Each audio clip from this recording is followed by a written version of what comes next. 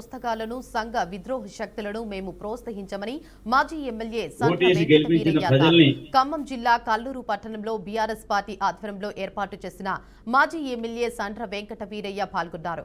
BRS party కార్యకర్తలను police station కు పిలిపిస్తూ CC footage Congress party శ్రేణులు పరిశీలిస్తున్నారని, ఏకపక్షంగా పోలీసులు వ్యవహరించవద్దని మండిపడ్డారు. బీఆర్ఎస్ పార్టీ అనైతిక డబ్బులతో గెలిచిందంటూ ఓట్లు వేసిన ప్రజలను అపహాస్యం చేస్తూ అవమానించటం సరికాదని సండ్ర వీరయ్య విమర్శించారు.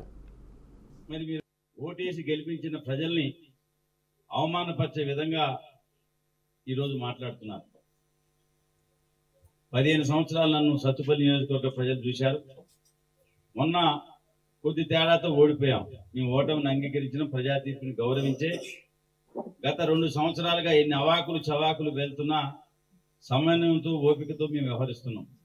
నేను అడుగుతున్నా, ఈ ఎన్నికల్లో మరి మీరు గ్రామాల్లో నిజాయితీగా గెలిపోయినారా? మీ గుండె మీద చేసుకుని చెప్పండి.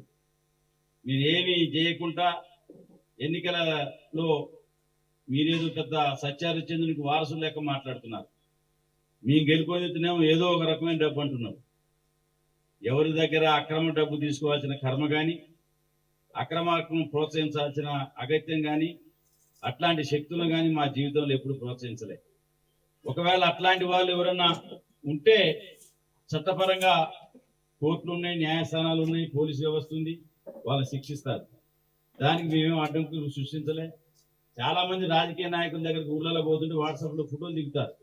అంత మాత్రాన వాళ్ళు చేసే రోజు పనికి మాకేం సంబంధం ఉందని చెప్పి దాన్ని ఏదో అంటగట్టే ప్రయత్నం చేస్తున్నారు. నేను అడుగుతున్నా, ఈ నియోజకవర్గంలో ఇసుక మాఫియాని ఎవరు ప్రోత్సహిస్తున్నారు? సాక్షాత్తు నీ అనుంగ శిష్యుడు ట్రాక్టర్లు కొని ఆంధ్ర నుంచి ఇసుక తీసుకొస్తుంటే పోలీసులు నిమ్మకు నీరెత్తినట్టుగా